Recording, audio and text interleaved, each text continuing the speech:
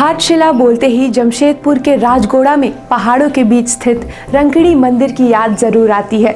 और हो भी क्यों ना, पहाड़ों के बीच बसे इस मंदिर की खूबसूरती ही कुछ ऐसी है। रंकड़ी मंदिर को लेकर कई मान्यताएं हैं। कहा जाता है कि रंकड़ी मंदिर पहले पत्थर पर बना था और इस मंदिर को कपारगढ़ी घाट के नाम से भी जाना जाता था। और भी कई रोचक बातें हमें इस मंदिर के बारे में जानने को मिली है। लेकिन पहले आपको बता दें कि रंकड़ी मंदिर जमशेदपुर से करीब 23 किलोमीटर दूर है।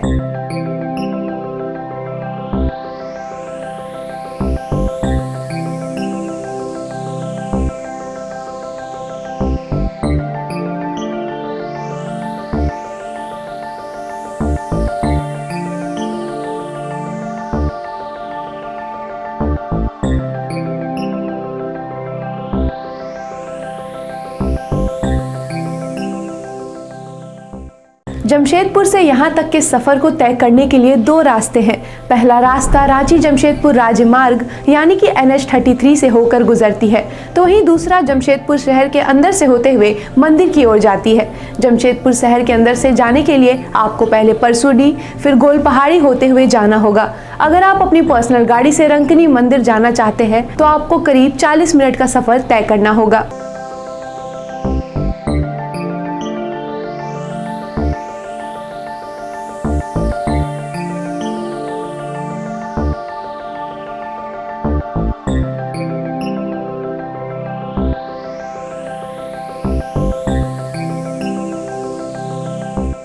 रंकड़ी मंदिर कदमा जागृत शक्तिपीठ है। जागृत शक्तिपीठ होने की वजह से इस मंदिर में सालों भर भक्तों की भारी भीड़ जुटती है। यहाँ आकर लोग भक्तिभाव से माता काली की पूजा करते हैं। मान्यता है कि यहाँ भक्तिभाव से माता की पूजा करने से सभी मनोकामनाएं पूरी होती है।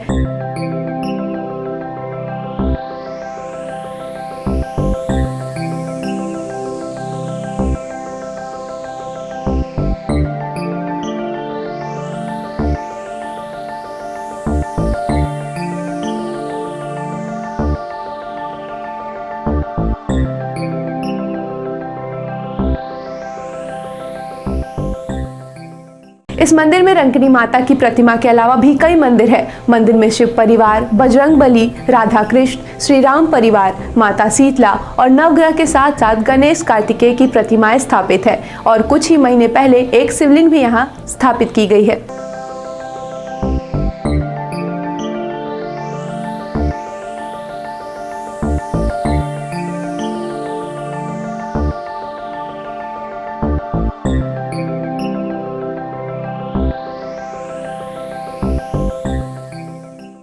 रंकड़ी मंदिर लोग पूजा करने तो आते ही है, लेकिन यहाँ लोग दर्शन करने के बाद पिकनिक भी मनाया करते हैं, इसलिए इसे पिकनिक स्पॉट भी कहा जाता है।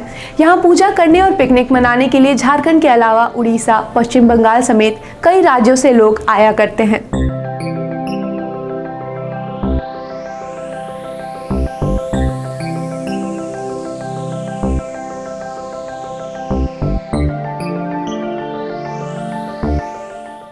रंकड़ी मंदिर की कई कहानियां प्रचलित है। उनमें से ही एक कहानी यह है कि यहाँ सदियों से नर बलि की प्रथा चली आ रही थी और करीब 500 साल पहले यह प्रथा बंद हो गई। और यह कैसे हुआ, यह सुनते हैं इस कहानी के जानकार RN दुबे से। विक्रम देव नाम के एक राजा थे जो मल्ल राजपूत थे, और उनकी बेटी जो है उसका नाम था चित्रलेखा। उसका प्रेम हो जाता है गुजरात के एक लड़के से। देखने में वो खूबसूरत थी, तो उससे उसका प्रेम हो जाता है और वो लोग जो है तो आपस में मिलते जुलते हैं। एक बार वह पकड़ा जाता है और रंकिनी जो देवी है उनके मंदिर में ज्वेली वहाँ पर नर बलि दी जाती थी। एक परंपरा सा था वहाँ बहुत पुराने जमाने में, 500 वर्ष पहले। कुमारी जो थी वो भक्तिन थी रंकिनी देवी की। ये चीज वो नहीं चाह रही है कि उसका बलि दिया जाए, जबकि विक्रम जो है राजा विक्रम ने उसको फैसला दिया कि वो जो है तो वहाँ पर उसको बलि दिया जाएगा।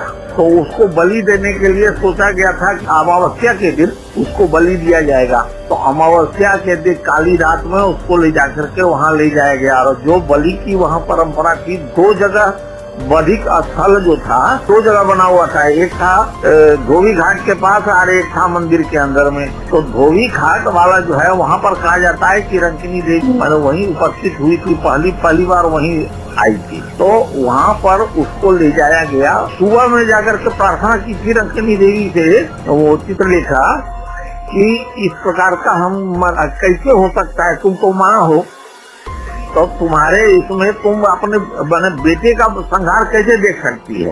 ये सारा कुछ वो रक्षा के लिए उनसे प्रार्थना की थी कि उसका रक्षा हो। तो उसी में जिस समय उसको बधिक काटने जा रहा है उसी समय बिजली कड़कती है और एक बैग लोगों ने क्या देखा कि रंकिनी देवी के हाथ का जो कांटा है वो बाहर आता है और सीधे जो है तो उसका गर्दन काट देता है बधिक का, और इंद्रसेन बच जाता है। और इसके बाद से वो प्रथा बंद हो जाती है। इस कहानी से आप भी समझ गए होंगे कि नर बलि की प्रथा 500 साल पहले किस तरह से बंद हुई। झारखंड के और भी कई अलग अलग जगहों की विशेषताएं और रोचक कहानियां हम आपसे साझा करते रहेंगे। बने रहे हमारे साथ। बने रहें thetimesmedia.com पर। आप हमें फेसबुक और यूट्यूब पर भी देख सकते हैं।